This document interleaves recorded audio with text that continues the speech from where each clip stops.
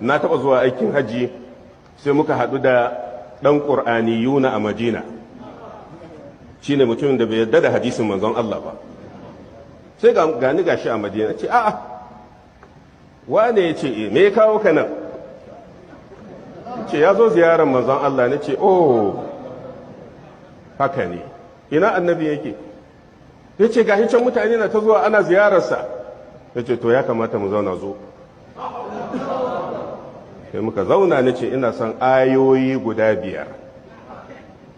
Na ɗaya ayar da ta ce annabi ya rasu, ina maso in gani. Na biyu ayar da ta ce a Madina aka binne shi.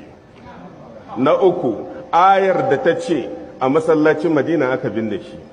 Na 4 ayar da ta siffanta yanda aka binne shi. Na ce na 5 kai ina so ma ka bani ayar da ta ce ka zo ziyara garin Madina. Sai ya zugum fa buhita allazi kafar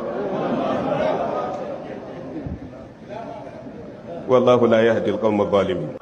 Idan Allah ya hukunci ka ce na ji na bi, in baka gane ba ne ka ce to Allah da manzonsa sun fi sani. Wannan ita ce tarbiyyar sahabban manzon Allah. Amma abin da ke da bada tsoro, Allah madaukaki ya ce wa man ya'si Allah wa rasulahu faqad dalla dalalan mubina.